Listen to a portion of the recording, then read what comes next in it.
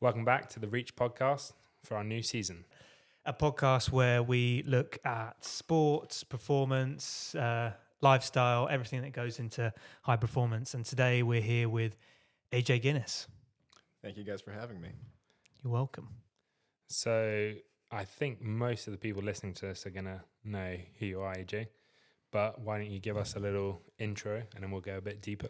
So, hi, my name is AJ. I was born and raised in Athens, Greece. When I was 12, I started living in Austria for the winters. Actually, I should probably say that I'm a ski racer. I've raced for the U.S. ski team, and around 2020, I got kicked off the team, and I started racing for Greece. And ever since then, I've been representing my home country and been doing pretty okay on the World Cup, I'd say. I think for sure.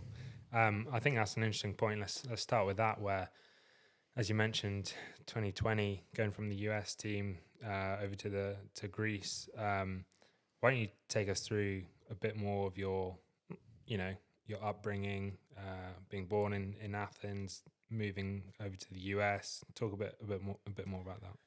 Yeah, so I grew up in a town basically close to the ocean in Athens. I was lucky to be born into a family that loved sports.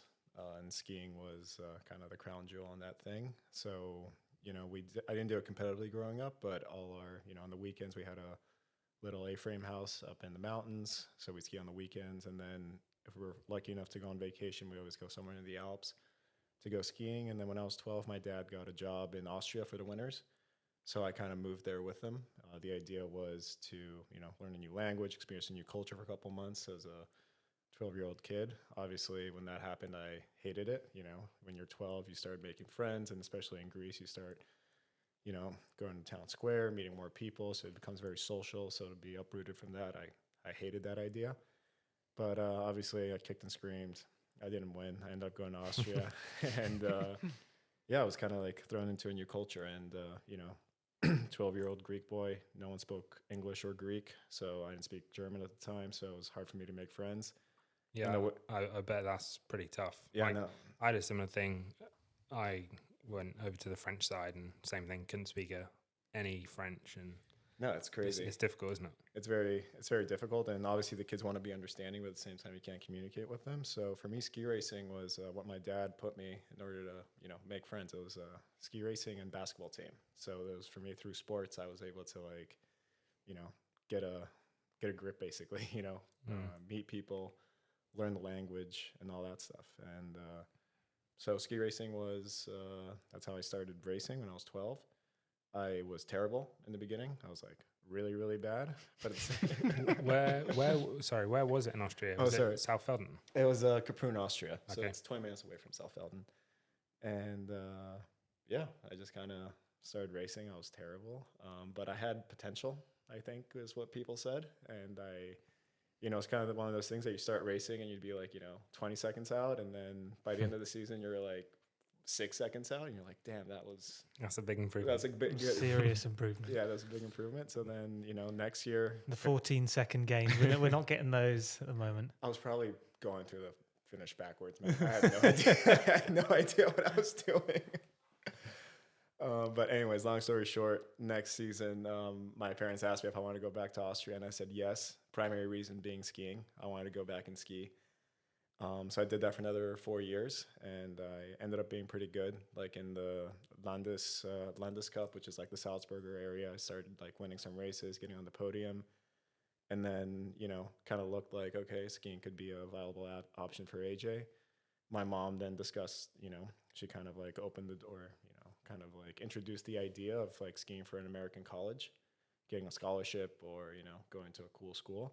So So was that your mum or your dad that was from the American side? Oh, so my mom is, she's Greek. She has Greek parents, but she was born in the U.S. to, Greek immigrants. So she studied in the U.S. and she knew the system. And the plan was always, the hope was that my brother and I would always go study in the U.S. So once I started doing well in skiing, my mom said like, oh, like this could be a good opportunity for you, get some financial help, maybe get pulled into a college. So once I had that goal in sight, kind of skiing, kind of drove that for me. And when I was 16, that was my second year FIS, I went to the Green Mountain Valley School. I got a ride there, which was sweet.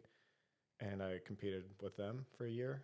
And then I PG'd there. And then when I was 17, I made the US ski team, the D team. So that whole time you were registered under the US system? Yes. Okay, because I had the option to ski for Greece or US at that point. But skiing for Greece, especially at the development ages, there's no money, there's no sponsorships, there's nothing in sight. So it was you needed a pathway exactly for that. Right, That's something, I guess, what you could say, smaller ski nations, Greece, Britain, we don't have those pathways really in place to bring kids through, do we? No, it's crazy because like I've had this is a tangent, but I've had people that live in all parts of Europe or the US that have Greek roots that ask me, it's like, hey, like, is it worth, or they have a second passport, for example. It's like, is it worth for my kid to ski for a smaller nation and all that stuff? And the easy answer is yes, quote unquote, if they're good enough, if they have the funding. But at the same time, if you don't have that pipeline, it's almost impossible, because it's very important for a young kid to also be part of a team, right? You learn how to be competitive, you learn how to live with people, how to interact. It's super important, even if you're a prodigy, to be part of a team, is my opinion. Yeah, and there's, if you're a 15-year-old, you might be the best of your age, but chances are the 18-year-olds who you'll be with, or they're going to be better than you. And so, that always drives you to that next level.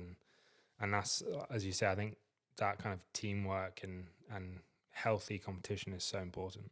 It's very important. And it's like, as we said, it's like if you're part of a small nation, it kind of ends. Like I can see right now in Greece, there's like a lot of quote unquote competition teams until they're 14. And then after that, once you get into FIS, the costs get really high.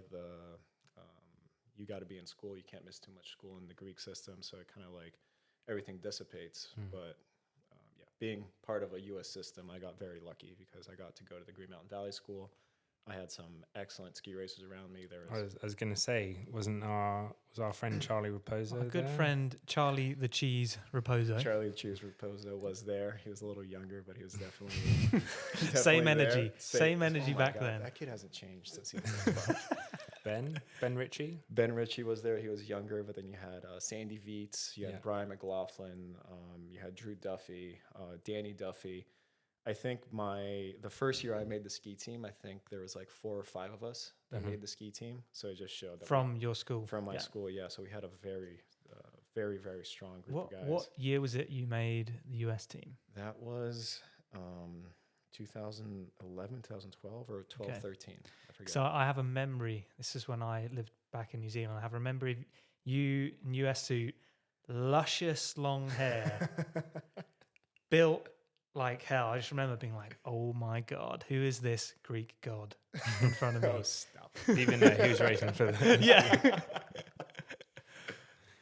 Yeah, but definitely confusing, like, actually I had this talk with Lena Strauss over the summer. He came to Greece and we were talking about how I grew up and all that stuff. I had I went from Greece to Austria to the US. I was so culturally confused. Like I had no idea what was I used to ski in this like MotoGP helmet almost, like Okay, I think you've shown me a picture of that. It's terrible. Impressive. Like basketball shorts. We'll get some photos. Yeah, we'll get some photos up of that. Just terrible. And like, showing that to a guy like Linus, who's met me when I was on the Europa Cup, on the World Cup, he couldn't believe that was me. So definitely, I think yeah, you've come a long way. Come a long way. Yeah. But I think that's what's powerful, is like we've all had our own journeys, and yeah, obviously, the ski system in these big ski nations, it's tough, and there's pros and cons to both sides, I would say. But I think what we've all been through individually is what shapes you as a person as well. Oh, absolutely. And like, I don't know, you guys are a little bit younger than me, but like I'm 30 and I look back at my career, and it's you don't even think about the skiing. You think about the journey and the people that you've met along the way. And it sounds cheesy, but it's so true. And how your parents, like, obviously it's a tough sport. It's unfortunately it's very expensive. Obviously you had parents that were really supportive of the idea, yes, and pushed you and supported you still. No, absolutely. Yeah. I mean, yeah, support. Obviously, financial support is one thing, but then the mental support, just the support of like allowing you to keep going. And we can get to that later too. But you know, you do need those people in this sport. For sure. It's brutal. Yeah, it definitely is. And then did you go to college? So yeah, so when I was 17, I made the development team. I also got accepted to my dream school, which was Dartmouth College at the time.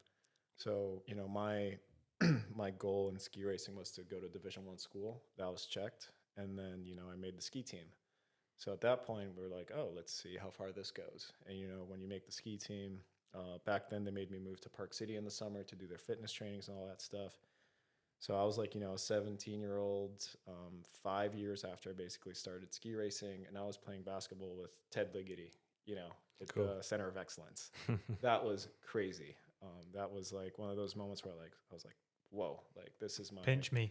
yeah, this is my idol. I'm like playing basketball with him, and I'm training with him. Yeah. So then like you know the ideas start swirling, and you're like, oh, maybe ski racing can be something I could do professionally and all that stuff, but you know, it all seemed like a faraway dream. It was like, you know, the idea was there, but it was like, okay, I don't know how this is going to work out, but you know, they're going to tell me what to do. I'm going to do it and see how far we get. Yes, it's a long way, isn't it? Like sometimes you look at it and you're like, wow, that's quite a big mountain to climb. Yeah. I mean, yes. And it's like everyone, you said it earlier, everyone has their different journey, right? Like you have, you know, guys like Henrik Kristofferson who won a race when he was like, 19 years old or something. Maybe 18. 18. Yeah, I don't know. And then you have David Riding, who, you know, took him until he was 28 years old to make his second run in a World Cup. You know, it's every journey is different, and I think that's what makes this sport so special. Every person has a very different story and a very unique story. Yeah. And so what was the reasoning? I mean, we'll go into a bit more of like your career and, you know, the things you've had to deal with, but what happened and what was the reason for you going from the US team over to the Greek team?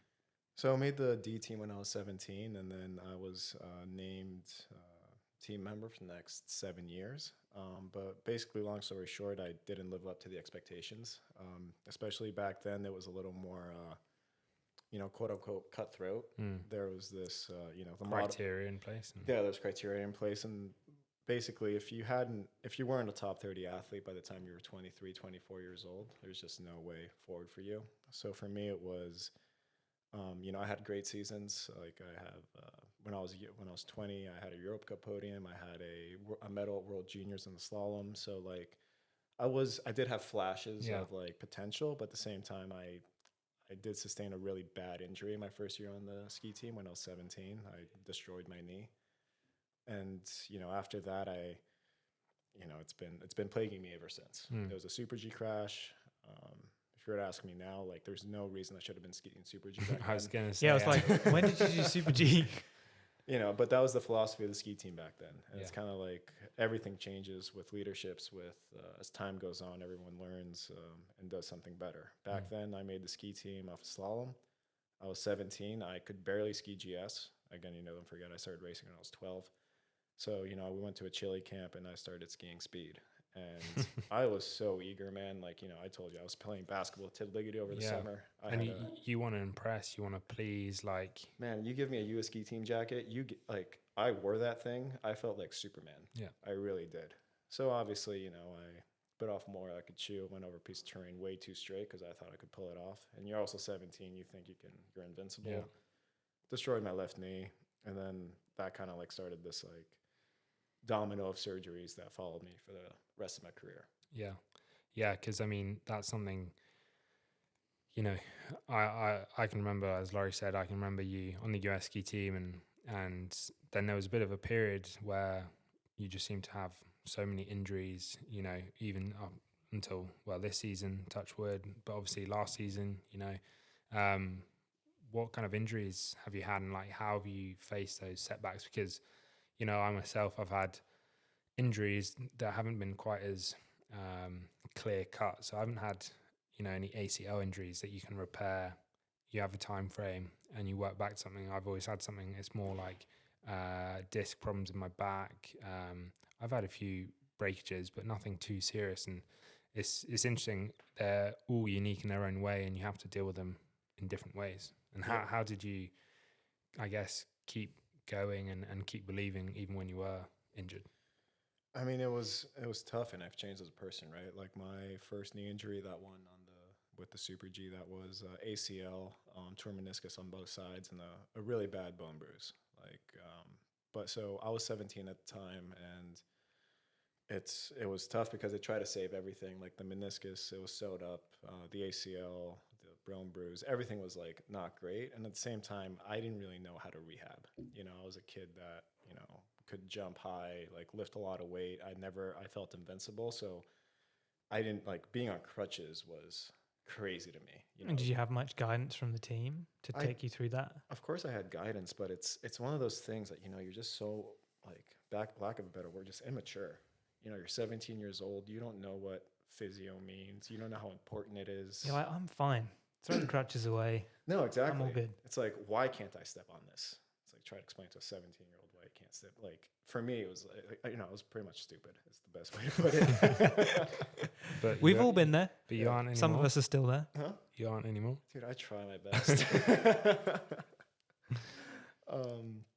But yeah, so like that first injury, didn't rehab at the best, came back following year. Then, my meniscus tore a little bit, or the stitches didn't take, so had to fix that. Then I had a good season. That was the year with the Europa Cup and the juniors medal. Then the next year, like tore my meniscus again. The stitches on the other side came out, so I had to fix that again. So that's surgery 2. So that was surgery 3 by then. And then, summer of 2018. Oh, and then before I got surgery 3, one of my doctors, who ended up being my favorite doctor of all time, Dr. Leprod, he ended up doing my last 4 surgeries, or 3. Anyways, he's done my last couple surgeries. Before I went to the 3rd surgery, he's like, hey, like your graft is super loose, like probably get that fixed as well with the meniscus. And, again, I was young. I said, no way, I'm good. Like, don't touch my ACL, because I had just so many bad memories from the first ACL. Sure enough, a year later, did that ACL again. So he ended up operating on that one. And that was the surgery number 4 was by far the worst one. That was ACL, MCL, and both sides of meniscus again. That was bad. Was that over the Olympics, Beijing? Was that?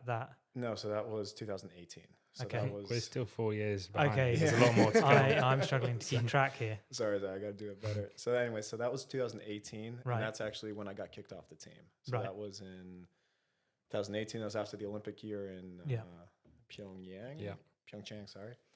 And do you think that obviously, an ACL injury, depending on the people, but let's say extremely optimistic case, 6-7 months, more realistically 9 months, would you say?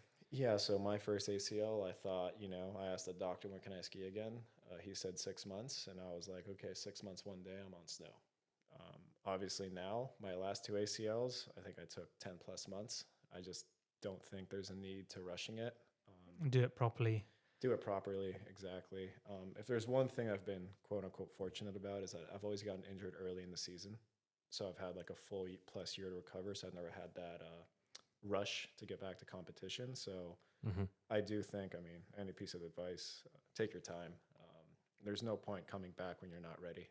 You can't cheat it. Yeah, it's interesting, because definitely when you're younger and, slightly immature, less experienced, any injury, I can remember you definitely weren't ready for it, but you'd always try, and, there wasn't pressure necessarily from anyone else, but it's from within. And, you're like, it's still not right, but I'll be fine.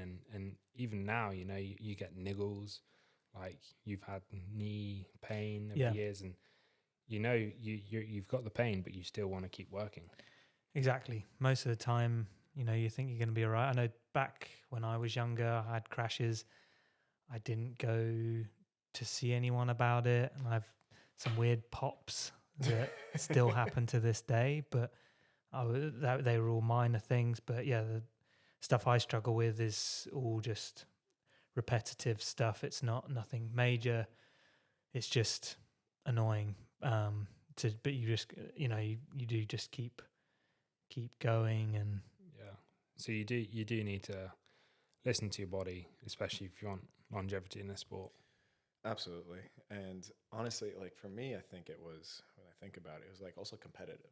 You know, it's like, I want to be skiing Yeah. at 6 months. Yeah. Someone tells you, okay, Exactly. one guy's done it in 6.5 months, and you're like, right. Yeah. right, your average Joe's doing 6 months. Yeah, no, exactly. I've got 5.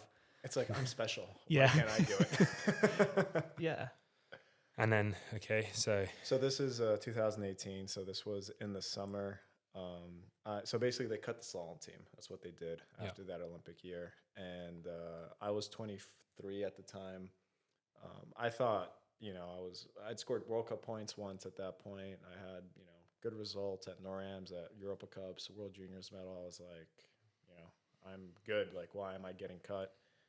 So lucky enough, Gary Erickson, he's the former owner of Cliff Bar at the time. He reached out and he says like, hey, so he reached out to me and Mark Engel and said like, hey, like, sorry you guys got cut, but if you guys want to keep skiing, I'll support it. So we were obviously ecstatic about it. We went to New Zealand so we can do the whole prep, and you know, we're just basically trying to emulate the plan that we did with the U.S. team. So that summer it was, I basically raced a GS race, bad conditions, Coronet Peak. My ski got cut in some bad snow. My graft was weak because my doctor had told me that, and I avoided the surgery then.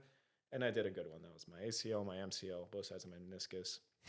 And I remember the pop, like it was 2 pops, unmistakable. Pop. Yeah, exactly. Basically, it felt so loud. Oh. Ski down on one leg. I remember I took off my suit. I just sat there. I was like, yeah, I'm not ski racing ever again. I was gonna say, because once you've had something, I guess you know pretty much what it feels like, the sound. Exactly. I mean, I heard the sound, I felt it, and you usually have a couple of minutes, call it 10 minutes, until your body realizes what happens. And, you know, your leg swells up and you can't step on it and all that stuff. So I had like 10 minutes to get down, take my suit off, take my boots off, pack my bag and everything. I just waited for... Waited for it to kick in. Yeah, exactly. Asked for a physio. Hey guys, call a doctor. I'm just going to get changed. Yeah, funny enough, the U.S. team was there. I asked them if their physio can come down and check me out.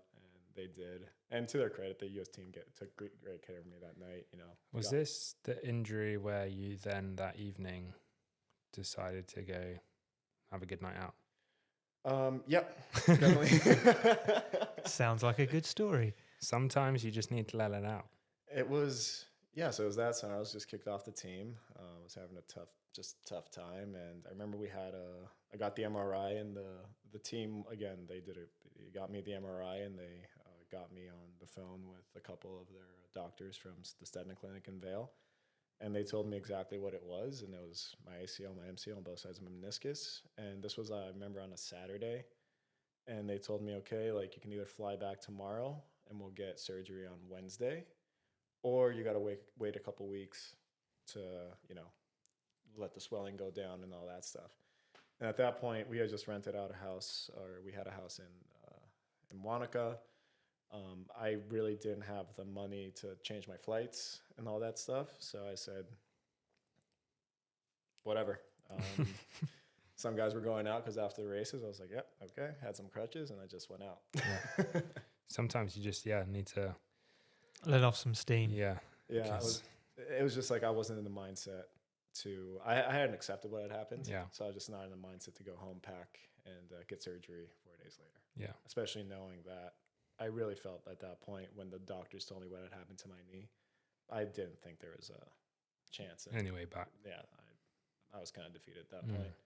So I spent two weeks in New Zealand. I had a great time. Helped some of my friends were there, so we helped them out with skiing. At the same time, I went up skiing with one leg. I had a good time for 2 weeks, and then came back, got surgery, and reality hit at that point. Yeah, that's savage. And in those moments, even though you have people around you, your loved ones, your friends, it's quite a lonely place, isn't it? It is a lonely place because it's, everyone's supporting you, everything. Everyone says it's going to be fine, but you're kind of just sitting there, and it's like, and all you can think about, it's like, no, it's not. This is going to suck. Like, or they're saying it's going to be fine, and then they go out about their day, go up the mountain and go train, and you're just like It's hard, isn't it? And stuck with it. yeah, it's quite easy to very quickly. I think we do it as athletes in general, with your performance. But I find as well with injury, you then you feel a little less of yourself.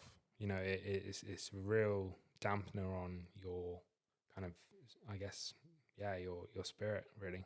Man, you just feel helpless. Mm. Like how many times, like I've just lied on the couch on my back and like my knee, like getting iced or whatever. And you're just sitting there and you're like, okay, now I know it's like, okay, this is going to get better. But at that point, especially when you're younger, you're like, this is going to change my life. This is going to suck. But I have to say that having good people in your corner really changes things. And after this surgery, so my mom, my brother, they live in North Carolina. They work at UNC. So my brother's studying dentistry there. My mom's a professor of dentistry there. It was nice being at home. And I asked the ski team if I could use their PTs, if I could go to Park City to do the rehab. They said no. So then my mom was smart enough to email some of the PTs in the areas from the universities, because there's UNC, Duke, and NC State.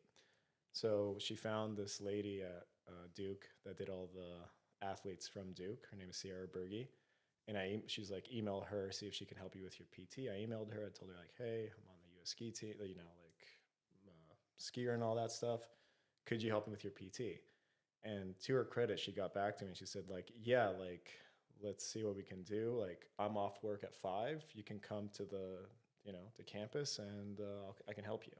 Wow. And man, Sierra, I got surgery in like October, and I worked with Sierra every single day from October until April.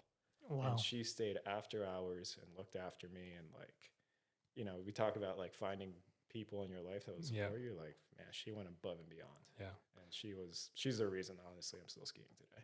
Oh, that's amazing. Yeah. Going into that, did you at that point know you were going to be able to get back into racing when you started with her? When I met Sierra, it was like, in the beginning it was like, okay, you want to get the first 6 weeks right, so you don't destroy your leg or whatever. But like when I started working with Sierra, like, I could immediately tell, and she wasn't messing around. She was like, no, like you're coming back and you're going to be a beast. So it was like, okay, let's go. And like, it's powerful. It's powerful. It's hard not to work hard. Like, her day was literally done at 5. I'd show up at 5, and many times I'd leave at like 7 or 8. She'd spend hours with me working like tissue, mobility, like everything, like strength, everything. Yeah, and that's what a lot of people, they'll never know, or these people go kind of unspoken of. But there are these people within your careers, within your life that, for her it was just, she didn't need to do that. No, she really did. And it's changed your career, your life. Like, she's changed my life, man. It's amazing. Like, she's the, oh my God, I'm going to get this wrong. But anyway, she's like the head of PT at the Las Vegas Aces right now. So they just won their 2nd championship in a row, I think. So, or I'm not sure if it's in a row, but they definitely won this year. So yeah, she's the best. That's cool. And then, I don't know how many surgeries we're on by now, but okay, so that was 4, and then I came back the next year. I still raced for the U.S., and the plan was for me to ski for Dartmouth, because I came back, I felt strong, I felt good, and also I should mention that Gary, Cliff Bar at the time, they supported me through my surgery, and then they supported me the next year as well. So next year I come back and we ski those early season copper races, NORAMs, whatever. And first race back, I win that race by, I don't remember exactly what, but it was almost 2 seconds. Wow. So that was my first race. Wow. Yeah, that was my first race back. I scored a 15. And, I was like, okay. I'm back. So, the plan was to ski for Dartmouth, but obviously I had that result. And then I remember I DNF'd the second day, but then, I tore my groin, which was a 6-week, sideliner. Come back in January, do well enough in the next NORAMs. I don't know. I remember what I got. Like maybe I won one, maybe I got second. So then I raced Kitzbühel Schladming that year. I was close to qualifying. I was like 33rd and 35th. I raced a college race for Dartmouth, which was super fun. Just one race. in my college career. And anyways, like that season kept building consistently, you know, skiing better and better and better. And then at the end of the year, I'm still going to Dartmouth. I come over to Europe early to race Chronics Agora, and I'm prepping with the U.S. team. And at the time, I should say, I'm skiing with Luke, Luke Winters. I'm skiing with Ben Ritchie. Ryan Wilson was the coach. He was super, super nice. I mean, he had me train with him. He made me feel like part of the group, which was awesome. And then COVID hit. So this was right before Chronics Agora. So we all got on a plane, go home, and nothing, Ciao. you know, just ciao. So at that point, I start talking, and one of the Greek coaches reaches out to me, and they're like, "Hey, like we don't know your status with the team." I should mention at that point I have like 15 points in slalom, and I'm not making UST team criteria. So the Greek coach calls me and he says like, "Hey, I don't know what your status is with the team, but if you want to ski for Greece, there's no money, but we'd love to have you." And just for people who might not know the point system, like 15 points is as low as you can score at a continental level. Basically, it's the best result you can get before you get to World Cup Yeah. and go below. Yeah. So having a 15 fizz points on your slalom, like that's giving you a good bib number going into World Cup. Exactly. And it basically means that the following year you're going to be doing some sort of a World Cup program. Yeah. Right. So he tells me that it's kind of enticing, you know, the no money part is kind of tough. Had you ever thought about it in the past? Like skiing for Greece? prior to this call? Not really. And That's I'll tell you, it was just, it cost so much money, you know, and like at the time, like, you know, the money I was getting from Cliff Bar was enough to cover my expenses if I could tack on with somebody else. Sure. But it was never enough that I could like hire a coach, rent out a van, pay for their expenses. You know, it's just enough for me to. Because once you do salary, expenses, like Travel, everything that's needed for you and other people and their salaries, it just goes. It goes exactly. It's crazy. But I'll get to that. So, anyways, he tells me doors open if you want to come to Greece. We'll do that. So then my next call was to Forrest Carey, who was the head coach at the time of the U.S. ski team, and I said, "Hey, I have this opportunity to go to Greece. What's my status with the U.S. team?" And he said, you know, he told me like, dude, like this is end of March 2020, like world is shut down. Yeah, like, you don't know what's going on. You literally couldn't leave your house. So I'm asking him like, what's my status with the U.S. ski team? And he's like, "Hey Jay, we don't even know if we're gonna have a ski season next year." And he told me, "Look, I promise you, you're like, I don't know what your status is gonna be, but you can be you can be an invitee. You'll be on the team in some way, but you just might have to pay for your expenses." So at that point, I then called Gary. I thought about it, and this idea started to grow on me, like to ski for Greece. I really wanted to ski for Greece. For me, it's my home. It's like I've moved back to Greece. I've been there for 4 years now, and it's like I'm definitely Greek. Like I'm very fortunate to have lived in the U.S. and Austria and like experience that culture and study in the U.S. and learn a lot of things. And hopefully one day I can go back and live in the U.S. But I'm definitely Greek. So all this stuff is starting to simmer and kind of settle. So then I called Gary, Cliff Bar. I tell him that I want to ski for Greece, and I explain to him why. And he says, "Okay, I'll give you 80% of the money. Go find the last 20%." Wow. And I'm wow. So at that point, that was so he gave me it was 80K, which sounds like a lot of money, obviously. But like Lori, you said earlier, it's like when you start accounting for salary, expenses, vans, flights, bags, all this stuff, 80K gets eaten up, gobbled quick. up. So then, I'm like, okay, we're doing this. So then I have to find a tech coach, a team, exactly. And I call Sandy Vietz, and Sandy and I had obviously went to GMVS together. And then the year before, when I was racing for Dartmouth and stuff, we did a lot of the NORAMs together because he was skiing for UVM. So we did a lot of the trips together. We'd split a car. We trained together. We lived together. We spent a lot of time together, and we just really vibed. We really got along. And he missed out on a NORAM spot that year, so he didn't have a World Cup spot. So he was going to start coaching anyways. So I called him. I said, "Hey, I'm going to ski for Greece. Do you want to coach me? You're like, I've got this pretty crazy idea. And he was like, count me in. Dude, it took him like He's a legend. he is a legend. It took him 2 minutes to agree. And I remember I drove up. I was at some point I got to Dartmouth and I drove up and we met in our buddy Drew Duffy's A-frame house and we talked about, brought video. We talked about what the season's going to be like, what the budget's going to be like, how much it's going to get paid. I mean, the guy made like $20K that first year. Like he got nothing, right? And we were like, yes. I mean, it would have been so cool to have a video of that first discussion. We knew shit. We had no idea what we were. But you were pumped. We were so pumped. And you had a drive. We had such a drive, and we really thought, we believed. Like, we thought we could do it. So you're taking ownership of your direction. You're like, right. Exactly. This is what I want to do.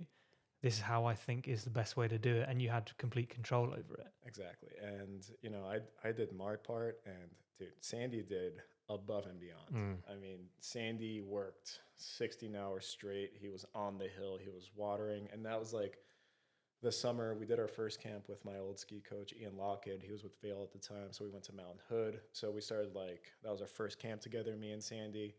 And then we came to Europe and we started training with the Americans again. Ryan Wilson was super nice and allowed us to train with him. Then we trained a lot with you guys. Yeah. Those were the summers we started training together. Yeah, I remember in Pier. Yeah, we were spending a bit of time in Pier and I remember that. That was cool. Yeah, that was super cool. So, we started spending time together. And then that year we trained a lot of Nieder tie. So, thank goodness T liked Sandy. So, we all got along. But so anyways, we started doing this and, we made mistakes. It was funny. Like, I thought we could do the entire year. I had a Skoda wagon. I found it for €500 a month, steel. But, you get there and we had no timer, no gates, no nothing. So Sandy's like, dude, we need gates. It's like, damn it. That would help. So, I started texting or calling SPM and Leeski, and I was like, hi, I need some gates. And how many gates? I don't know if you know this. One gate costs like 50, 60 euros. Yeah, it's expensive. Okay, I didn't know it was quite that much. Oh, it's well, expensive. with the base. And right, with the base and everything. Oh, the full gate. And we're in Sandy. I was like, can we get 20 gates? He's like, dude, we need like at least 50. So I was like, you're going to rep 20 gate courses all year. Exactly. So then we got 60 gates. So that was a big budget thing. And then, Sandy, like he's tuning the skis. I got him this like shitty little bench. And he's like, dude, I need a good bench. So we go buy a good bench. It's another like 600 euros. And at that time I'm like, oh my God, like there's like everything costs so much. You're hemorrhaging money. We're hemorrhaging money. But again, we had friends. We had like this family. It's called the Zendelhofer family. And they would, they allowed us to stay in one of the rooms. So we had a base. And, we had a lot of people help us along the way. But the best was, I think it was some point halfway through November, Sandy's working like, his 5th, 16-hour day. And he's just like, I'm tired. Like, fuck, I can't do it. Like, this is so much work. So we start, bringing friends to help out and stuff like that. And, the goal is to find someone who can stay with us for the year. And somehow, so I didn't know Gabby that well at the time. I obviously knew who he was because, I went to Dartmouth, I went to UVM, and we'd been to similar like social gatherings and stuff like that. Sandy somehow convinced Gabby to quit his very lucrative corporate job, move over. I didn't know that. Yep. It gets better. He probably sold him this like American dream. Come with us and you can He had an achieve amazing great things. PowerPoint presentation, got him locked in. Nah, he probably said something on the phone. It's like, dude, it's going to be so sick. Like, it's going to be so much fun. So somehow he convinces him. And then in December, he's like, yeah, fuck it. Put in his notice. And Gabby, another thing we forgot. That first year, Sandy didn't do his D visa. So he was like running out of days. And I remember it was like... Allegedly. We'll say allegedly. Allegedly running out of days. And we're like, it's Europe. It's in the middle of COVID crisis. Nothing is open. It's over Christmas. And like Sandy has like 5 days left or something. So we go to Zagreb. I'm calling people constantly, like embassies, whatever, trying to figure this out. So after Zagreb, Sandy stayed in Zagreb for a couple extra days until we figured out the visa thing. Got the visa, everything's good. And then a week later is the Flachau races. We had two. Was it two? I think it was two. Yeah, that was the double header. Yeah. Yeah, exactly. So that was Gabby's first race with us. And oh, by the way, I should mention, like, all during that time, like, I'm skiing well. Like, in ski and training, I'm skiing well, and then races, like, I'm seeing great splits. You know, at the time, I'm seeing like top 30 splits here, and it's like, Yeah, I remember you were fast. yeah, I'm not finishing, but it's like, it's good. And the good thing with Sandy is like, dude, like keep hammering, man. Like, fuck it, like, we'll get it. Like, no stress, you know. Just keep hammering. Just keep fucking hammering, man. This is fun. Like, let's go. And then Gabby shows up in Flachau, and the second day of Flachau, we get in 11th place. I remember that. Which was I remember that so clearly as well. It was crazy. That was cool. That was crazy, like crazy race. So then Gabby's sold. He joins the team. I should mention that I had no money to pay him. And not only did he join the team, he paid for his own expenses. Wow. That month. Like, I remember that month, up until World Champs, he paid for his own expenses. So we would stay at hotels, and he'd pay for, you know, his part, which was... That's crazy. Crazy. Yeah. Again, talk about finding people along the way. That's pretty insane. Yeah, pretty insane. So anyways, then we do World Champs. I have a decent first run, go out second run. But, you know, at that point, like, for me, it was like a very successful season, right? I got in 11th place. I've shown I had speed. We finish off the year fine, and then we go into the Olympic year. And that summer is where we trained a lot together. Yep. Spent a lot of time in Pier, and that was cool, man. It was crazy. Like, back then, I don't know if I could do that now. Like, yeah. Well, it's all. I mean, skiing aside, like, it was a good time. We really got to spend time together, get to know you more. Yeah. And I guess, yeah, you build these relationships with certain people, whether they're other ski racers or you know, staff members. It's really special. No, it was super special. And, like, I love the way you guys did it. Like, you know, we'd show up to training. It was no fucking around. It was full gas. Like, 8-10 runs, whatever it was. And then, you know, I remember we'd go to the gym. You guys had your weights. So, like, we'd lift. It was intense. It was hardcore. It was fun. Yeah. You know, the boys, Jai, Sandy, be working on skis, you know, prepping 20 skis for sessions. Like, you know, we worked hard. That's, I mean, we've talked about our guys before, but again, people just can't even begin to comprehend the amount of work they put in. Like when you've got to be on the hill early, working on the hill, and then you come off, and then you're tuning, and then goes in the other preparation behind the scenes, fixing the 60 gates that you got as well, because they keep breaking. Exactly. There's everything that just comes into it and stacks up. These are not normal hours.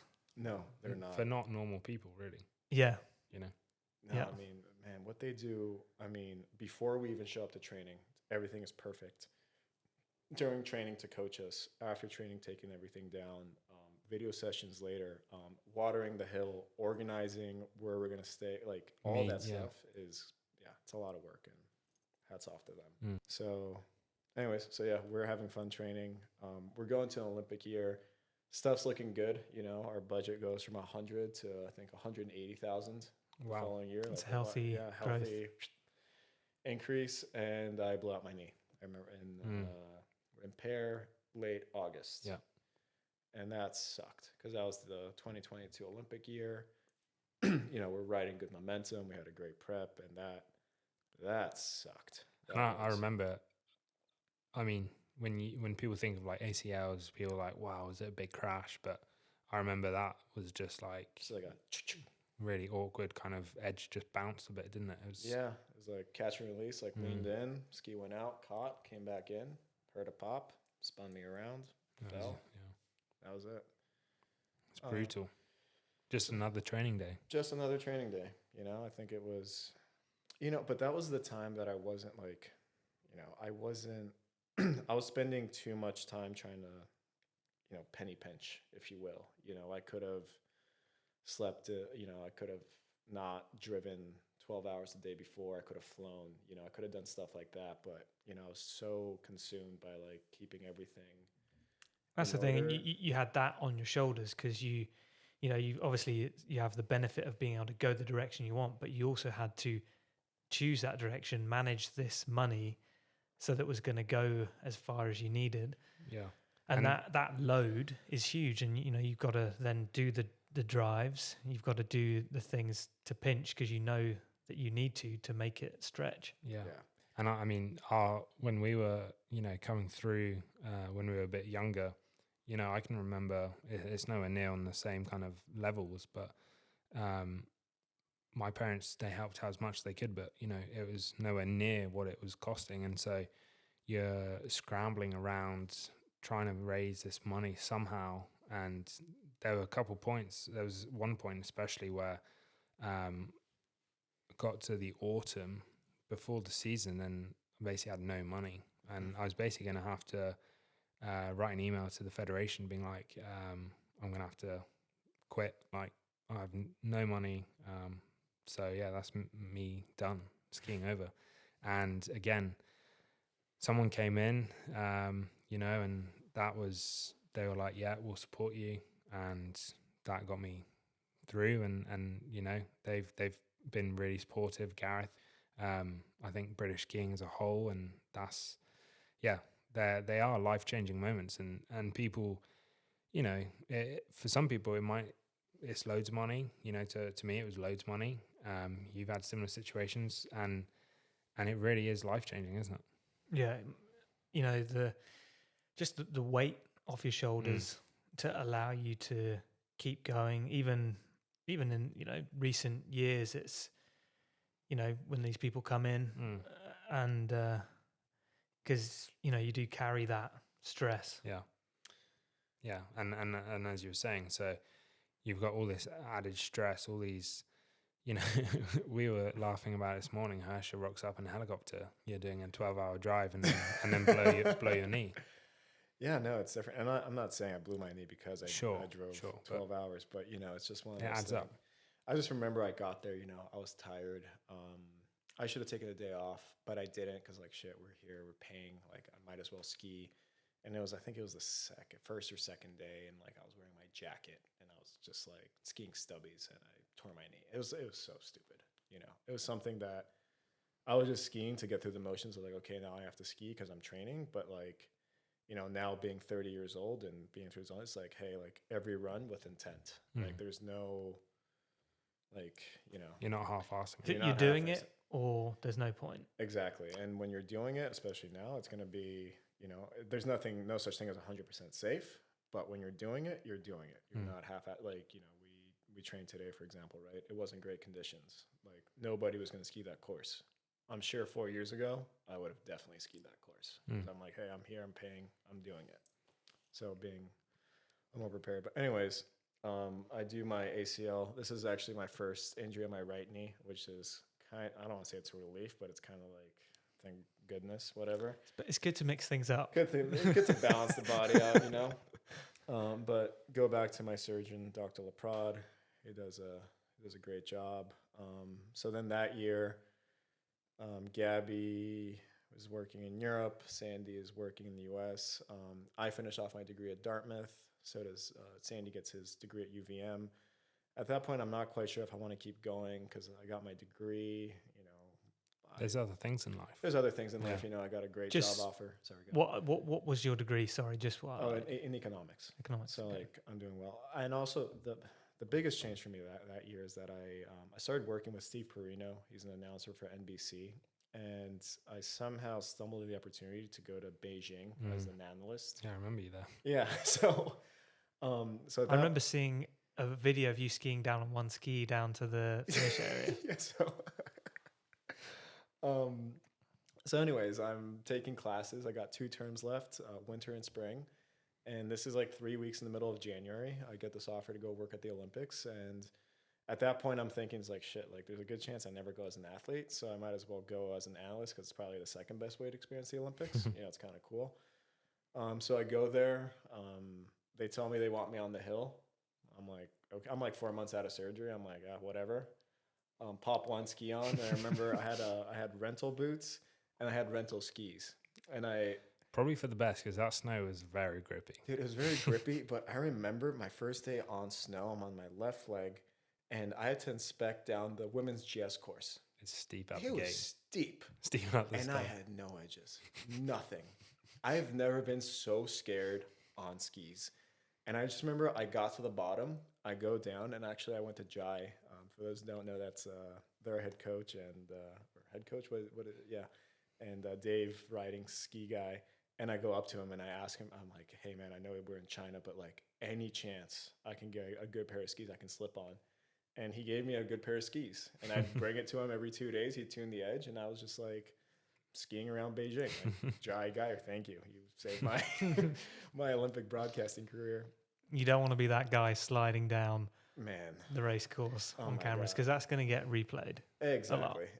And like, I had I was working in Beijing. I don't think I've ever worked that hard in my life, It's interesting because, like, when I hear all of this, it's like, well, I mean, at this point, we're talking about a lot of setbacks. And, they can be like soul crushing, as you said, you've got great momentum, you've got this team around you, more budget, and boom, you blow your knee. And what I love is like, even after all this, you're making the most of what you have.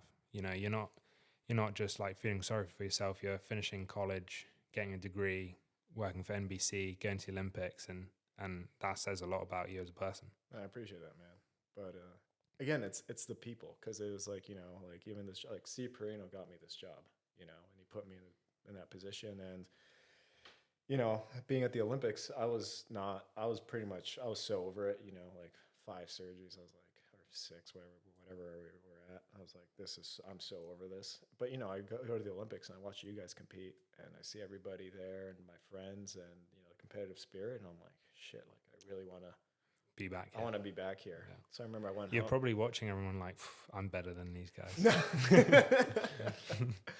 No, but it was super funny watching like all the events were really cool to watch, but especially the men's slalom, because that's, you're the people I know most. It's mostly specialists. So, being on the side or in the gate when someone else is going and just watching everything, it's super cool because everyone's like, fighting their own battle, their own race. Yeah, and as an athlete, you're so consumed by what you're doing yourself. It's easy to get caught up in your own little bubble, and it's hard to take a step back.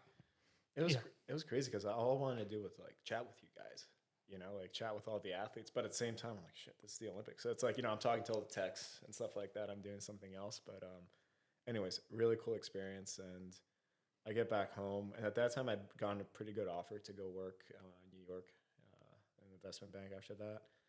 And I told my mom, I was like, hey mom, like I want to go skiing, but like, I don't want to miss out on this job opportunity. And, my mom told me, she's like, oh, go ski. Like, this is like, the offer is going to be there. You can do something else, like, but you're not going to ever come back to skiing. So she told me to go ski. So then at that point I was like, okay, for sure, I'm coming back. Regroup the guys, Sandy and Gabby. The gang, they're back in. And and off we went. And that's probably, for me, one of the coolest seasons I'll ever do. That was so that season, I think it's safe to say it was a pretty special season. Yeah. Can you remember the Chamonix? I do. Yeah. I'm just picturing the jump over the railing as well. Forget about the skiing. Forget about the skiing. I have this picture in my head of you in the sort of leader's chair, and there's Gabby, Sandy there, and you just like, it's like boom, and then you're over this railing, and So just to clarify, you came second in the Chamonix World Cup. What year was it? It was 2023. 2023. So the year after you came back from that injury. Do you know what? Sorry. Do you know what's funny is I can remember talking to you like the day or two before the race, and you were actually a bit down at the time, and I can remember you saying to me like, "Oh, like it's a bit tough. Like you were skiing fast, but just wasn't. You hadn't had great results up until that point." Exactly. And I can remember you were quite frustrated. We were talking about it, and naturally, like, when you have the speed and you can see it's there. If it doesn't piece together, it is frustrating. And next thing you know, like this was a race where all of a sudden there's this opportunity and you seized it. Yeah, I mean that was like we had such a good prep. Sandy and Gabby were fucking working their asses off, and those two worked so well together. You know, hats off to both of them. Great fucking guys, hardest workers I've ever met. But yeah, like we started the season in Val d'Isere. I get 12th, but I get disqualified. So then, it was that year, the snow's not that great. So I think up until Chamonix, I have like 1/18th place in auto building or something, which is not kind of reflecting the work and all that stuff that's gone into the season. And we go to Chamonix, which is Gabby's actually hometown. Yeah. And again, I need to like emphasize, like the entire year we've been getting great training. We've been training with you guys. The French have been helping us. The Germans have been helping us. We've been getting amazing training. So yeah, in Chamonix, like everything just came together.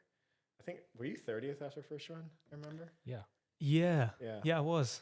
Yeah, you were. Yeah. Because I didn't qualify. You were 30th. Yeah. And the second, because it was that melt freeze. Yeah. Did they salt? I don't think so. No. And then second run, it was. I mean, Chamonix is one of those slopes. It's like you really have to get after it and go. And they had that kind of spine. Oh yeah, the terrain. They'd made the terrain at the bottom with this spine. They had that funky little set over. It's like a pin with a turn. Yeah. And if you were ballsy, which you obviously were, you could hammer it. Yeah. So anyways, we get that, and I remember that was surreal. I remember you came out, Billy. Yeah, you well, stayed. It's funny because like after each race, normally it's like you pack your bags and you're straight away, you're off back onto the next thing. But I think it was a period, there was a bit more time until the next race. Everyone had like their own champs. Yeah, a bit of their own plans going on, and I ended up you went home to Basel. Yeah, I went home. Yeah, and I was there by myself and in the hotel for another night, and obviously you being my good friend were like, well, we're going to celebrate this. I was funny. I was looking at videos of at Gabby's house. They're topless in the garden, just spraying champagne on each other. Like it was so funny. We had so much fun that night. Yeah, we brought the trophy out. We did the whole thing. We had people. We popped bottles. Well, I was a Klingon at this point. No. Sandy kept getting kicked out of the club. But it's just again, we've talked about this in length where a career is never linear. There's lots of ups and downs, but when someone you care about, does well, it lifts you up. Because like I can remember that it was just so amazing, and like you're so happy for that person that it kind of brings you out of a hole. It's like, well, I've not had a good day personally, but it doesn't matter actually, because this is pretty special, and we can have a good time. I mean, I think that's not easy to come by. I think you're a fucking great guy. It was cool. So once you've recovered from Chamonix. So once we recovered from Chamonix, we went training. I think we trained. You guys weren't. We were training. I trained with Henrik and Dave and Sanal. I think. We arrived a bit after. Yeah. I think. Did we go to do Europa Cup? I think we did. In Yowan, actually. Yowan, yeah. Exactly. And then we had World Champs, and I remember World Champs. I was like on cloud 9. Like, I was gonna say you were buzzing. I was buzzing, like skiing well, and it's just like I don't think much changed in my skiing, but just like the way I approached the race was. It's funny, isn't it? Skiing, like there's loads of people that are good skiers fast, but it is such a mental game. And once you have that kind of confidence to, do your thing, be bullish, it's powerful. And I think World Champs really showed that for you. Oh, absolutely. Like I remember. Because that was tough. That was tough, but man. Especially the second run. Steep out of the gate. Yeah. Icy. dark. Offset as, yeah. Couldn't see much down that pitch. And that second run, that German coach set it was like a GS. I can remember coming to the start inspection for the second run, and Henrik's like, "What the fuck is this?" That's a pretty good impression, actually. Yeah, no, it was something. But that's the thing. Like, I didn't give a shit. It's like I didn't care, and it was super because like you're coming off like like World Cup podium. It's like a childhood dream, right? So at that point you're thinking it's like, oh, if my career ended today, I'm happy. Yeah. So this is just like cherry on top, and so yeah, world champs. I was second after first run, and I mean obviously before and in the gate you're nervous. I was going to say, so you've gone from, what was your best result prior to Chamonix? Like 11. 11th. Yeah. So you've never had a World Cup top 10. Then you get a second at World Cup, which you did a big climb on the second run to get into that place. So now world champs, it's a different story when you're either in the lead or right up there, you're in second. Like, how did you feel before that second run? It was kind of funny because like from the first run, it kind of everything just went. It was definitely my day, right? Everything just kind of went according to plan because we inspected the first run. It was a little more straight the first run, and I was pretty good at that kind of like fall line stuff. So we knew that I was going to be, we said I was going to probably if I had a good run, it was going to top 5. If I ended up second, and then second run, you're just kind of like. In between runs, nothing. I'm just listening to music, chilling. I'm watching the race. I'm not. You not have a feel like this is your first time as like right in the contention because obviously when you in Chamonix it was a chase. Like I'm gonna make. There's that mindset of I'm gonna make up places, and then this is okay. I've got to hold on to this almost. Not at all. No. And honestly, like I'm not saying it because like I'm some like mental guru. But it's interesting because I mean I've not experienced it in World Cup. Hopefully I will someday. But I can remember first time leading in Europa Cup. And I'll never forget this. I was leading and you were second right behind me, and my dad, said to me, "You don't have to go and win it." Because I hadn't scored like many Europa Cup points at this point. It was a big thing. And when he said that to me, I was like, actually, do you know what I do? But again, it's like, I think maybe, with the experience from lower level racing to Europa Cup, you've been in these situations. Okay, it's not world champs, but you've experienced this in some form that when you get to this place, you kind of know what to do. Well, that's the thing. And it's like, honestly, I didn't start getting nervous until like, so usually Gabby and I would go up the lift, and Gabby was so great with like, just like, chatting and just like trying to get me, like taking me somewhere else, which was awesome. And then obviously like 20 minutes before you get to the start and the race is going on, then when you're like, oh shit, like, yeah, I have to ski down that thing. But I remember like my mind kept doing this thing, which was like, what happens if I get first? What happens if I get second? What happens if I get fourth? What happens if I get 16th? What happens if I straddle the first gate? Like, your mind just kind of starts playing through these scenarios. And I remember very clearly just thinking to myself, I was like, hey, like, shut the fuck up. You might never be in this position ever again. So just go and be proud. That was like the only thing I thought of. And that kind of like brought me back to, the moment, the race. Yeah. And, yeah, I think I remember telling Gabby after, I was like, that felt for fucking ever. And he's like, I know. Yeah, time slows down, doesn't it? It does. Yeah. But again, that's, whether it's results driven or whatever, I think for me personally is like, I was saying the other day, like what I was most proud of from last season was I had a really tough start to the season, but then I kind of, dug deep and pulled some good results out at the end. And I think it's these character traits where you not many people are going to be like, right, I'm second at world champs, I'm going to go for it. That's hard to do. Takes some serious balls. Yeah. Like just to like override what's going, like you said shut the fuck up. Just to override that and be like, let's go. No.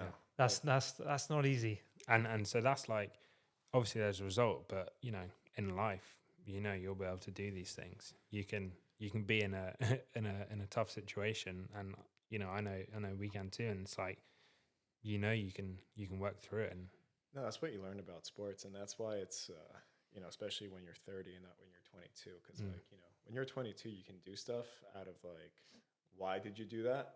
I have no idea. I just just did it. Just did it, yeah. But now, the older you get, the more you have intent, Mm. right? You know what you're doing, you know what's going on. So for sure. Yeah. Anyways, special moment. That was Insane. That was insane. Yeah. That was also amazing for Greece. Like Yeah. first winter sports medal in any winter sports medal. In Yeah, that was a Greek big history. moment for Greece. And Yeah.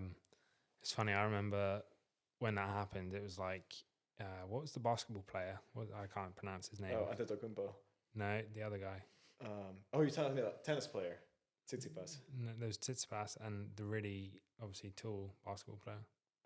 The one plays in the NBA. Yeah, That's Giannis Antetokounmpo. Giannis. Yeah. Okay. Well, it's like obviously, so after this result, you're like basically being compared to Tsitsipas and all these other top athletes. It's like, wow, this has changed quickly. Yeah, No one had heard of you. No, nobody. And next thing is like AJ Guinness. Yeah, I mean for Greece, it's like I think they mentioned it the other day. It was like one of 8 active athletes who have like either an Olympic or World Championship medal in Greece. Wow. It's Which is cool because, I mean, I've been to Greece to come stay with you and visit Greece. And, one of my favorite bits is going to, I forget the name, but basically the birthplace of the Olympics. Oh, yeah, the Panathinaikos Yeah. Stadium. That's, so, something quite special about that. It's pretty cool, isn't No, it? it's cool. And that's, yeah. So just to reference, the birthplace is ancient Olympia in Peloponnese. I'm going to get shit if I don't correct this. Get it right. But Panathinaikos Stadium is the birth of the modern Olympics. It's like where the first Olympics in 1896 were held. Okay, a bit of history there. Did you Google this before you came in just to make sure you know? Man, I need to know this stuff, or else it's egging my face. I'm actually holding up a board. We've got a teleprompter back here. They're making me look very smart. Thank you, Billy. Easy to do with us around. It's all good. And so coming out of that season, did life get easier? Like in terms of finding funding, having the team together, like did that help? It did like, bolster up. It did and it didn't. I had great people by my side. Obviously, the money is like, quote unquote, it's never enough, right? Because obviously the guys have to be making more money. At the same time, you raise your standards. You raise your standards, exactly. You go and train in fauna. You do a trip to Norway, which costs like 10, 20K, like whatever it costs, To get rained on. To get rained on, exactly. We get rained on too much. We were training together there. We went 4 days indoor. That was another 4K pop just to, ski for 4 days and you come back. So it's like, yeah, life gets easier, but expectations get bigger. Standards, as you said, rise. And then, the next season was very interesting because I was skiing very well, but obviously I didn't walk away with the podiums. I remember I had 10 races that year. I only had 5 finishes. Now you could say that was a disappointing year after what I had done the year before. And it definitely felt like a disappointing year. But, when I look back at it now, it's like I had 5 DNFs, but I had 5 finishes. I think my first finish was 14th in Kitzbühel. That was my worst result of the year. So I had 5 top 15 finishes, 3 top 10s, I think. So that is not a bad year. No, and that's that's a stepping stone that you needed to make. Exactly, but at the same time, it's like you asked me then, like after finals in Wallach, I would have been like, God damn, like that sucked. You're pissed off. You're pissed off, exactly. And so it's like your standards change, everything changes, and it's like I don't think that was for the I wish I could have taken it in more. And I've spoken to Gabby about that too, and it's like it wasn't a bad year. It's you wish you could have taken a step back, looked at it logically without the emotion there, but actually, yeah. And right. I think it's as athletes and elite athletes, we're just always wanting more. Exactly. And I'd say it's a blessing and also our undoing. It's what drives us and makes you work so hard. But then at the same time, it's hard to take that step back and sometimes realize, well, actually, look at the bigger picture. And I started off skiing in basketball shorts. Yeah, exactly. Yeah. It's hard to do, especially in the moment. When you look back, it's you talk with people about it, and then you realize, okay, maybe not so bad, but it's tough. Yeah, no, it's interesting. You learn a lot about yourself. Obviously, it's not always. It's like like success doesn't always bring the best out of yourself. I'm kind of disappointed with the fact that, I looked at that, like literally, I remember after finals, we're in Saalbach, like, I think I got ninth in Saalbach, which was a great result. And I was pissed. I Really? was like, God, like, okay, like on to the next. Mm. I was disappointed, which, Yeah. is not reality. Yeah. Obviously. It's like you said, you started skiing in basketball shorts. You had a medal, you had a podium next year, but you've never had, you had one top 15 a year. Yeah. Like, chill. Yeah. It's fine. Yeah. And obviously, so then the next season was, I guess, let's say short-lived. Yes. That was also tough. Like, because like that was also the summer that I parted ways with Sandy and Gabby. Mm. And that, tough. Yeah. Like something that I definitely didn't want to do. If I went back, I don't know if I'd do it again or not. But at the same time, it wasn't really about the on-hill stuff. The on-hill stuff was all fine and well. It was, the way I was running this team was just so stressful. It was a lot of money. It was a lot of responsibility. It was, dealing with a lot of different things. And, I've had great sponsors, like Cliff Bar or Perdrea or Chris, you've met one Yeah. of them. Chris, Papa Christoforu, like some amazing individuals, but, Yeah. but I've also had sponsors that have wanted like a lot from me, and, Yeah. I've kind of like stressed me out. So, like parting ways was a very tough decision, but yeah, we're here, and it's one of those other learning curves. Like obviously, like parting ways with your best friends is not easy. Yeah. Especially when you share those kind of experiences. Oh yeah, it's like I fucking slept in the van with Sandy to save $100 from staying at the Ibis Hotel. Like, Yeah. You're gonna that's what you're gonna remember for the rest of your life. Oh yeah, as well as the podiums. No, exactly. Those moments. But so we're now coming into the new season, the 2025-26, which happens to be, an Olympic year. I think there's been some pretty cool stuff happening. We've all done our prep. I've switched brands. I'm on to head. It's been Brought him over You- to the rebels. I'm a you rebel were such friend. a pioneer. Switch them all. Devious. He actually did. He's being paid to bring some.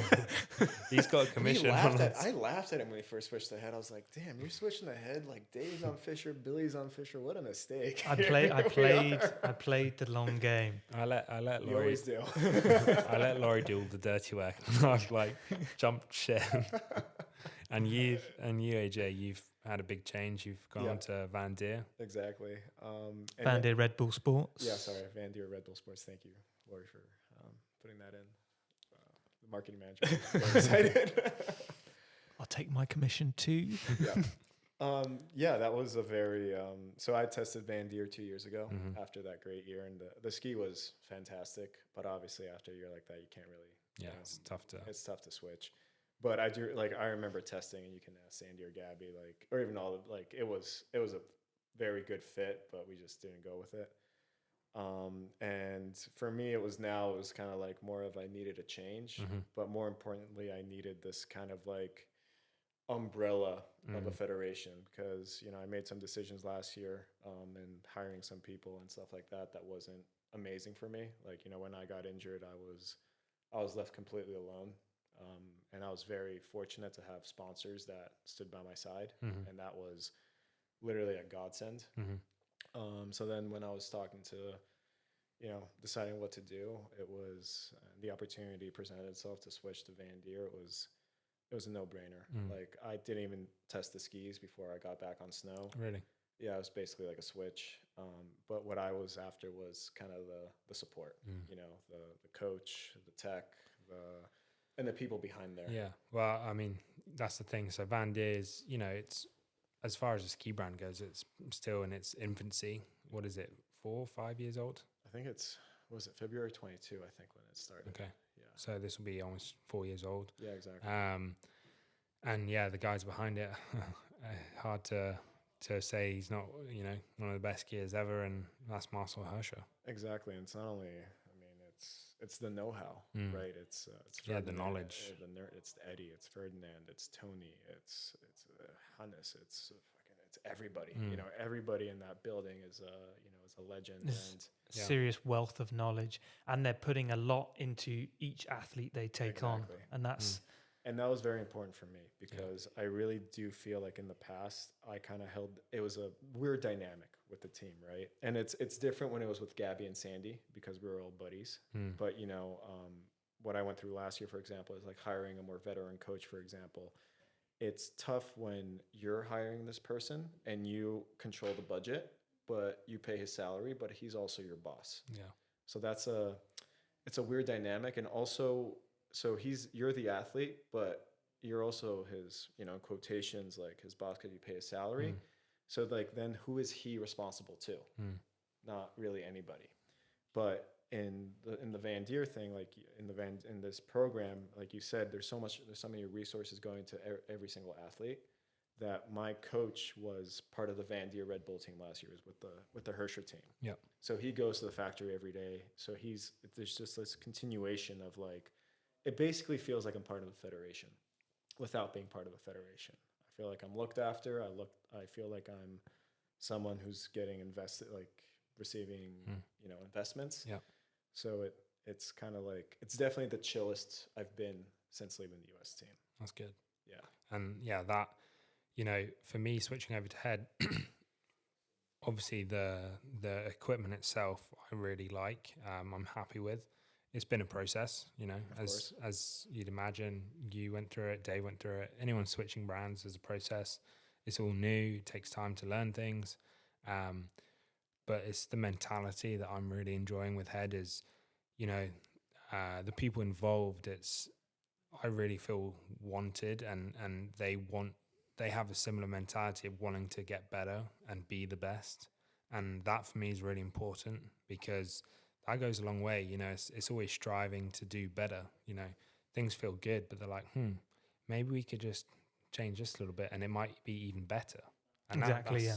You know, we were in Ushuaia this summer training, and I won't say too much about details, but they sent us more skis down there, which is like you're the other side of the world. They got kit to us. And it's like, no problem.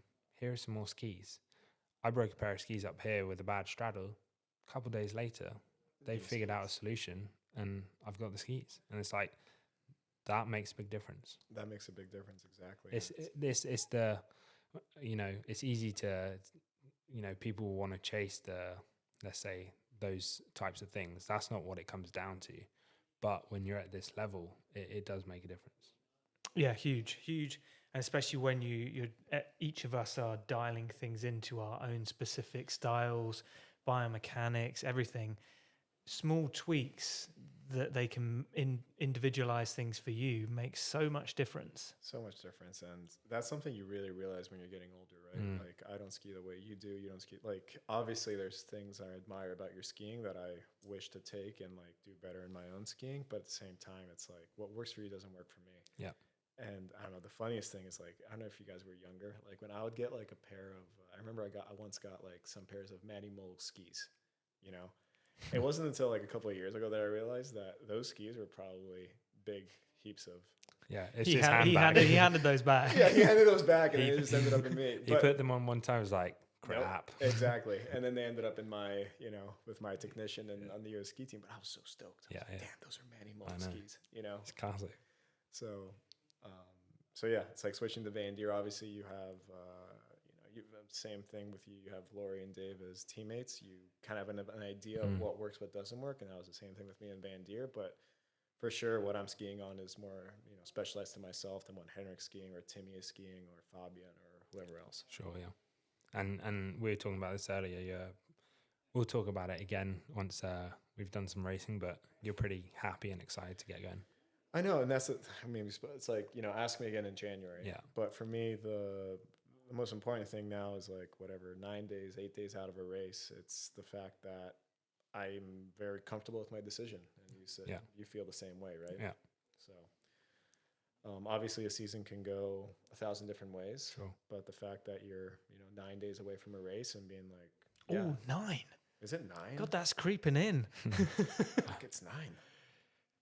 Is it? It's not. No. It's not this Sunday. It's No, oh, you're right. Okay. Wait. We've got way long. I was like, No, I we had have a 12 days. I had a hot It's Way flush. long. I was like, 12 9 days? 12 days. 12 days. My bad. So, I mean, well, maybe we'll talk about it again later on in the season and see where we're at. Yeah.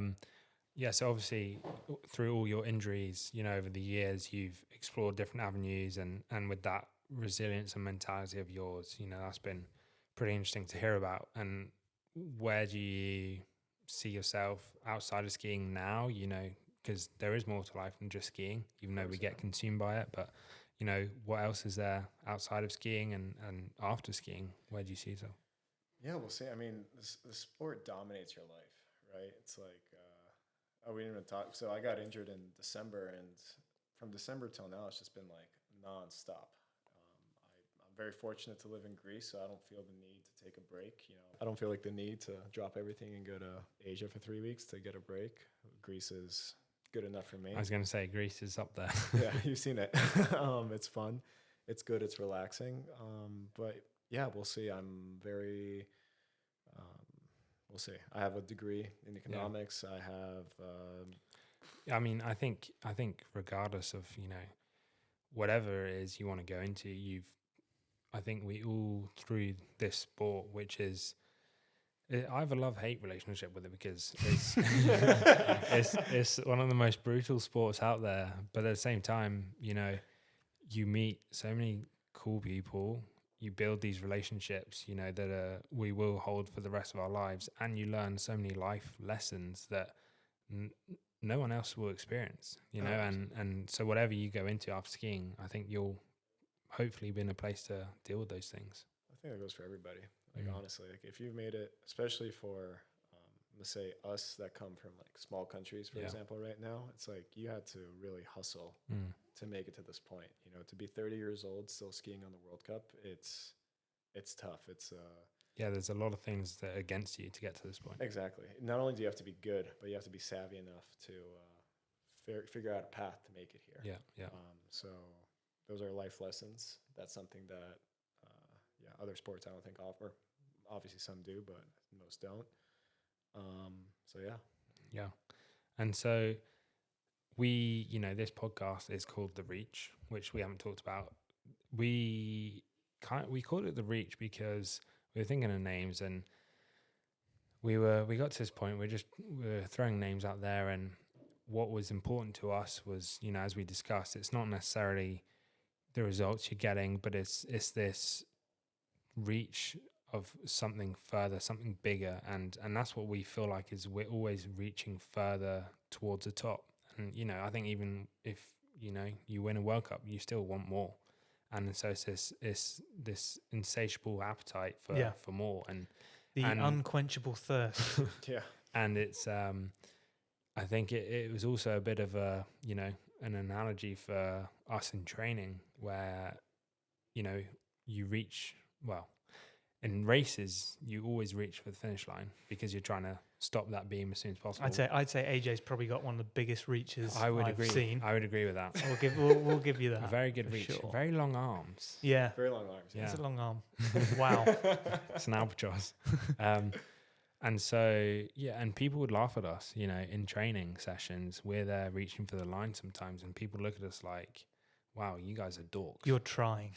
Dude, I'm going to say something very, like, the reason I came up here, like, for those listening, it's pissing rain outside. It's like 4 degrees. It sucks.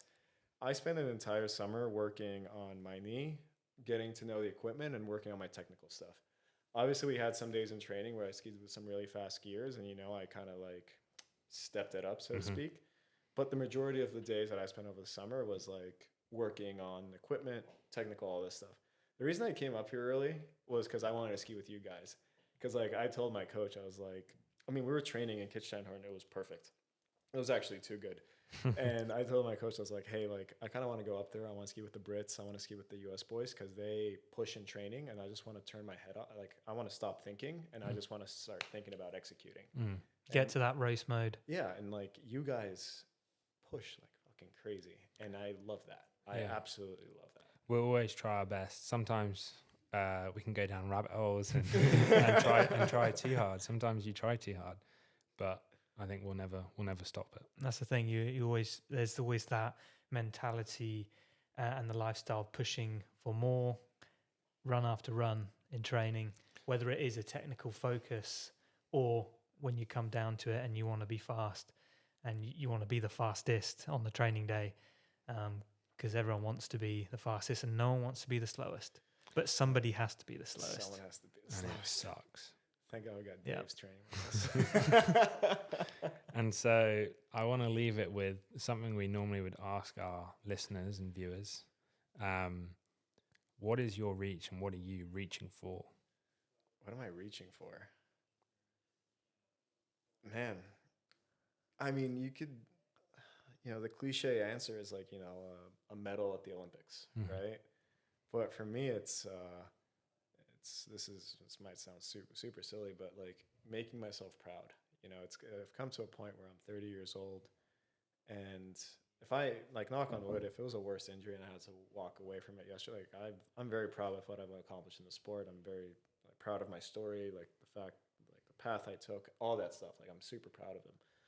But like right now, I'm just like in this mode of like I just want to make myself proud. I want to make my family proud, my sponsors proud, like those people that believe in me proud, and that's it. And that means giving my best effort, and that's all it is. It's showing up to training, doing my best, recovering well, sleeping, training in the afternoon in the gym, like doing all that stuff correctly. And as long as I keep doing that, I'm happy. I guess my reach is to keep making myself proud. That's cool. I like that. I like it. Well, That's thanks awesome. for joining us, and hope it wasn't. I always find it's quite nice to talk to people in the same environment and see a slightly different perspective and do a bit of digging. And, Yeah, I've learned a lot of things about Yeah. you that I didn't know. Oh wow, okay. But So I I think it's think always we good. definitely need to bring back the basketball shorts. I think the helmet is what I'd like to see. Okay, well, let's leave it on. What do people want to see more, the basketball shorts or the helmet? They can see both, but it's terrible. Boys, thanks for having me. Like I said, it's A been nice one. It's been a couple. And all the best for this season. Good luck in 12 days. 12 days, yeah. Not too fast, please. I mean, Actually, See you guys tomorrow. We're training tomorrow. Yeah. So Yeah. should be good. Yeah, coffee's on the first run. yeah. We're On taking the first you. run. You're going down tomorrow. Could be. Okay. It's cheap here, right? All right. Thank you. Boys, Nice thanks. one. We'll talk soon. Ciao.